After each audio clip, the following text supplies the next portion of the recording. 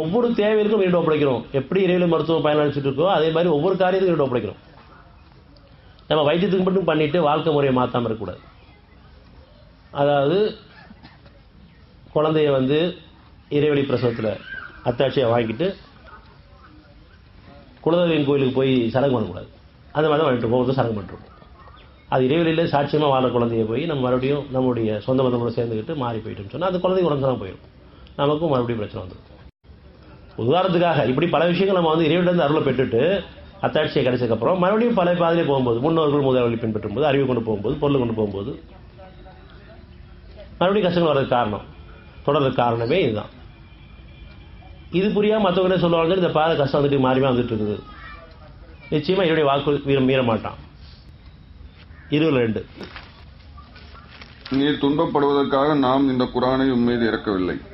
நீங்க துன்பப்படுவதற்காக இந்த வேதத்தை கொடுக்கல. துன்பங்கள் நீங்களுக்காக துன்பம் இல்லாம வாழ்ற வாழ்க்கைக்காக.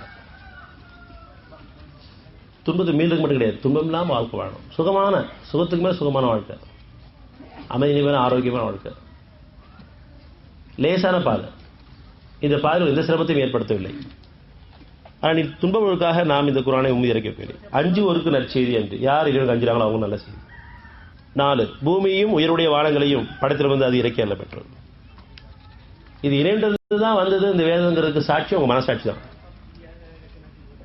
இது வேற எதை வச்சு ஒத்து பார்க்க முடியாது. உண்மைதான் சத்தியம்தான் அப்படிங்கிற உங்க மனசாட்சி அறிவிக்கும், ஆன்மா அறிவிக்கும். அது வேதத்துக்கு சாட்சியம். இதை யாரும் மறுக்க முடியாது. கண்டிப்பா நம்ம கடவுள் கஷ்டத்தை கொடுக்க மாட்டாரு. எல்லாரும் மனசாட்சி ஏற்றுக்கும்.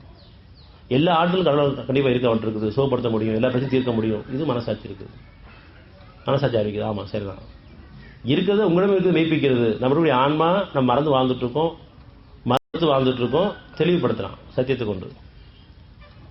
நம்ம இதை கூட சரி பார்த்துக்கிறோம், சரிதாங்கிறோம், உண்மைதாங்கிறோம்.